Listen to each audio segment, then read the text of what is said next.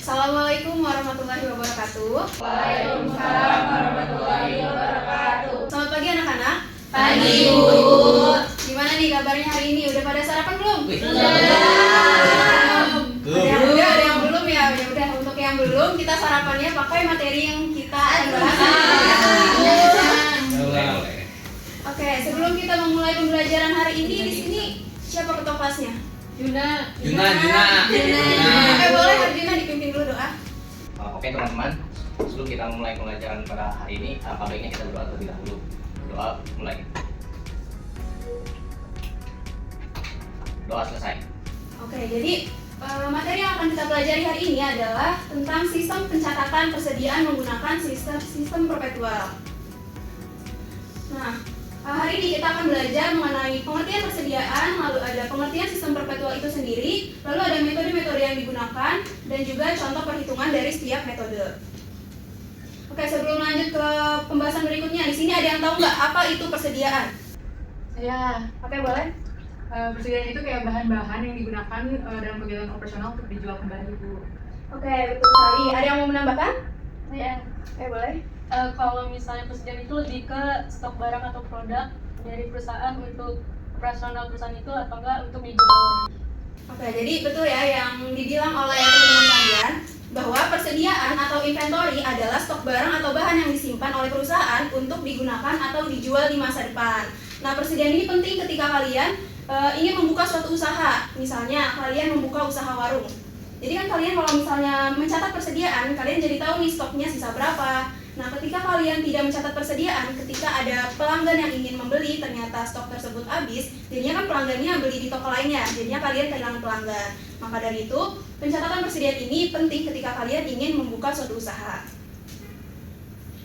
Oke, jadi apa sih sistem perpetual itu sendiri? Sistem perpetual ini berbeda dengan sistem periodik. Sistem perpetual merupakan pencatatan persediaan barang dagang yang dilakukan secara terus-menerus sehingga saldo akhirnya akan selalu terlihat setiap ada transaksi baru.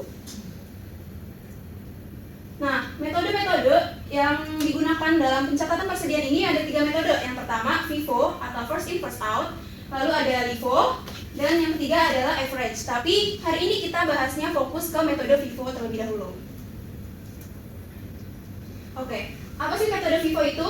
Jadi metode FIFO ini merupakan metode penilaian stok barang di mana barang dagang yang pertama kali masuk atau barang dagang yang pertama kali kita beli itu merupakan barang dagang yang kita jual terlebih dahulu. Itu barang dagang yang kita keluarkan lebih dahulu. Nah, apa sih biasanya contoh produk yang menggunakan pencatatan FIFO ini? Biasanya produk-produk yang memiliki tanggal kadaluarsa. Misalnya makanan, minuman, make up, atau produk apapun yang memiliki tanggal kadaluarsa. Sampai sini paham? Paham. Oke, langsung aja kita masuk ke contoh soalnya. Di sini udah ada data transaksi, yaitu ada persediaan awal, pembelian, dan juga penjualan. Nah, untuk menjawab soal tadi, kita buat dulu di kartu persediaan. Ini adalah tabel kolom kartu persediaan. Di sini ada kolom tanggal, pembelian, penjualan, dan juga persediaan. Nah, masing-masing dari kolom pembelian, penjualan, dan persediaan itu ada kolom unit, harga unit, dan juga total harga.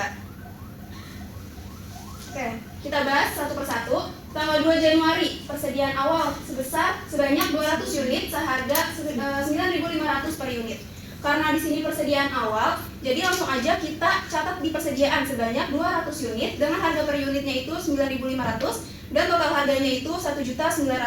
Nah, total harganya ini didapat dari unit dikali dengan harga per unit. Sampai sini paham? Paham. Oke, kita lanjut ke transaksi kedua. Tanggal 10 Maret yaitu transaksi pembelian sebanyak 300 unit dengan harga per unitnya itu 10.000. Nah, karena transaksi pembelian, maka kita catatnya di kolom pembelian. Tadi sebanyak 300 unit dengan harga per unitnya itu 10.000 dan total harganya itu 3 juta. Ini masih sama ya, unit dikali harga per unit. Nah, setelah itu kita catat di kolom persediaan. Karena ini metode FIFO, maka kita catat dulu nih barang yang tadi pertama kali masuk, itu kan yang 200 unit ya? Maka kita catat dulu di atas 200 unit dengan harga per unitnya ini mengikuti harga sebelumnya 9.500 dan total harga 1.900.000. Lalu kita catat barang yang kedua yaitu yang 300 unit yang baru kita beli, di bawahnya 300 unit dengan harga per unitnya itu menyesuaikan 10.000 dan total harganya itu 3 juta.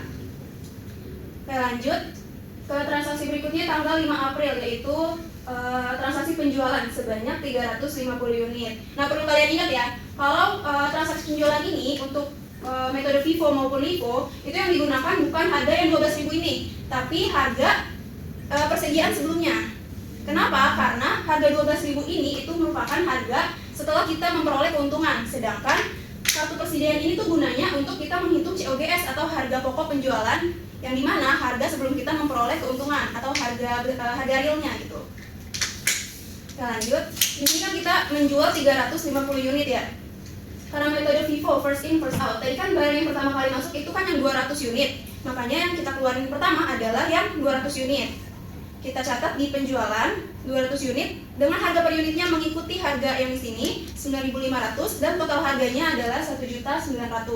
Nah, tadi kan kita menjualnya 350 ya. Karena kita baru mencatat 200 unit kan masih kurang. Kurangnya berapa? 150. Nah, untuk 150-nya ini kita menggunakan harga yang 10.000. Kenapa? Karena kan yang tadi harga 9.500-nya udah habis terjual, makanya kita menggunakan harga yang tersedia kayak gitu.